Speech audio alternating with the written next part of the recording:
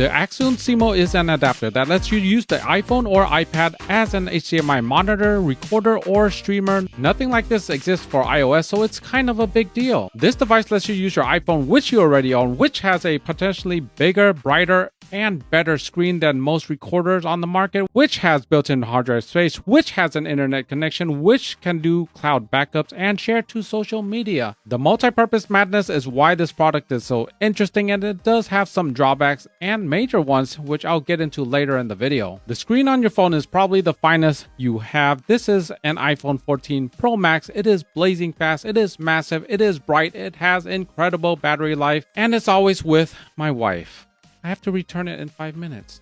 Your phone is always with you, and having a device you already own as a modular bridge between your phone and your camera is probably better than having a separate high-draw 600 grams expensive recorder. Do you really need a $700 recorder to grab the menu and graphics from your camera? Can that $700 recorder act as a streaming device? Of course you can do this with your PC, but do you want to lug around your PC on location? It would be nice if you could simply plug your camera into your phone, but HDMI and Lightning are totally different interfaces. What about the camera's USB port? And unfortunately, that has issues as well. Most cameras don't have fast USB interfaces to carry that data, so it's not built with that in mind. And for another reason, the iPhone uses a USB 2.0 connection, not terribly fast, and it wouldn't be able to handle all that data. And Wi-Fi, there is big time lag, and the connection is not the most reliable. Having a bunch of dropped frames is not acceptable. On top of that, the feed on Wi-Fi is not a clean one. It won't be the same as your rear screen.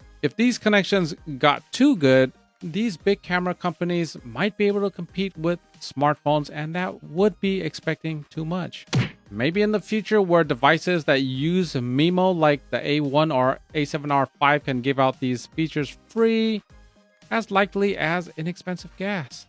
The Accsoon takes the high data output from your Pro camera and converts it down to a USB signal that is accessible by your iPhone. The Accsoon can be used to check critical focus, or if you have a camera without an articulating screen, then a way to view yourself for vlog style videos, or if you suffer from old aging eyes, this allows you to use a screen you are already comfortable with. In addition to being a monitor, the Accsoon Seemo gives you access to tools that you might not have with your camera. For instance, your camera might not be able to zoom to check focus while recording.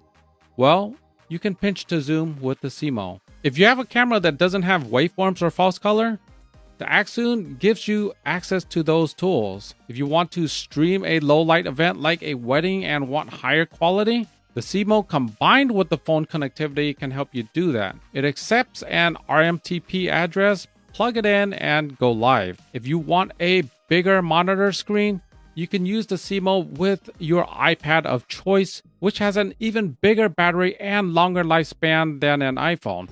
The Seemo slides apart with a little force, and an additional iPad adapter cage can be purchased separately. The device itself is small, lightweight, and like struggling Instagram models, primarily plastic. It's got that hollow feeling, if you know what I mean. Bruh. There are some nice features. This clamp, you need to open it all the way and it'll click in place. Put the phone in the holder and depress the button and the phone snaps into place. The angle holders means that your buttons aren't being inadvertently pressed either. Love this design, however, time will tell how durable this will be. The bottom doesn't skimp either. There's a 1/4-20 thread on the bottom in case you're mounting it in an unconventional method. The cold shoe clamp itself has a slightly extended and rounded arm, and I love that you can really torque down this thing without having it get stuck. At the top is a cold shoe mount, and I would be cautious overloading that plastic mount. Otherwise, it'll work fine for a microphone or a small light. Let's go over how you set up this device so I can explain the ports. We start off with the camera. It has an HDMI port. This is an output port. The data goes outbound even though I'm plugging into it. Hope I didn't lose you. From there, the signal from the camera needs to get to the Accsoon Seemo converter device. The Accsoon Seemo needs power to do this conversion, and it uses conventional NPF batteries. The Accsoon Seemo needs to be turned on to do the conversion, so I'll turn it on with a single click. There is a power and battery indicator, And I'd like to mention this device has some real drawbacks, which I'll get later in the video. I will for sure. Now that the video feed is converted to a USB signal, this device has two USB outputs. One is for power, one is for USB signal. The one opposite the HDMI port is the USB signal. That side uses a USB-C plug on one end and a lightning port on the other, which plugs into your phone. To view the feed, you'll need the Accsoon C app from the App Store. Once you download it, run it, and start recording right away, it'll ask for permissions to access your storage and give it access to your storage. They aren't going to be viewing your kitten photos. It's not that type of access. They're just using it to store recordings, and if you're using iCloud, then that means automatic backups. And everything that's stored on your device is safe and sound, including those highly crucial kitten photos. You'll notice that you have a ton of recording tools at the bottom. You can show or hide these by single tapping the screen. You can hide specific icons if you think it's too busy. A nice way to keep your screen simplistic and clean. After using this for a bit, giving my due diligence, I found some issues that you need to know if you're in the market.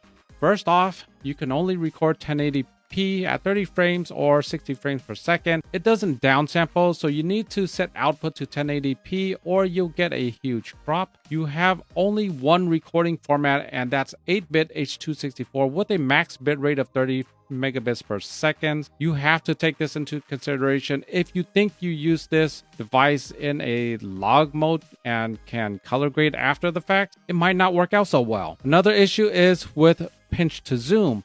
If you're zoomed all the way out, then zoom in, then zoom out again, no issue. But if you're zooming, panning, then zooming out, there's an odd behavior as if it's registering the panning before zooming, and it gets a bit messy figuring out what just happened. Slightly annoying, but it works after you fiddle around just a bit. This next issue I had was more concerning. I was doing a long take to see how it would do, as I found out there's a problem with very long recordings. I'm doing this for 10 minutes and I noticed that the device is running out of space, yet I have a good amount of space left. And at the rate I was rolling, it would take a long time to fill up the drive. 30 megabits per second is not very demanding in terms of camera recording. It's more than good enough for web posting, but throwing up the error that I'm running out of space when I'm clearly not, then losing the footage, well, that is a bit of a risk. I did lose some footage, and that is the nature of iOS, really. Sometimes you can get interrupted and it stops recording. Well, that happened with the Seemo. If you think you'll be recording very long sessions with this app, try it out first. Let it run for 2 hours, for instance. See how it holds up. If you don't do long recordings, then I wouldn't sweat it too much. This device, in combination with iOS, does not seem to do a partial recording. You either have a clean full clip or no clip at all. Last thing I found was that the LED indicator, in combination with the white color of the device, is hard to see in harsh daylight. You might have trouble seeing whether or not your device is even on, or the battery level of the device, which is important because of what I mentioned before. You will lose clips if not careful. Aside from those drawbacks, I am happy with this device. Very convenient that I'll always have with me instead of second guessing. Fantastic little recorder to show a little BTS clip to increase production value just a little bit. The size and battery life are fantastic, and having an extra power output port is a nice touch in case your accessory needs some juice. Don't know why someone didn't think of this sooner. Such a simple concept, and I'm happy that it exists in the marketplace. Having an iPhone specific hardware device is so nice. Not having to carry a large and expensive external recorder is even nicer. Hopefully, Accsoon is aware of these bugs and has a solution for them, because iOS is not a forgiving operating system, and I'm wishing them the best of luck because this is an excellent concept that needs just a bit of tweaking to make it a whole lot better. That's all I have for you today. I hope you enjoyed the video. Thank you so much for watching. Be sure to like, subscribe, share. See you in the next one. Take care.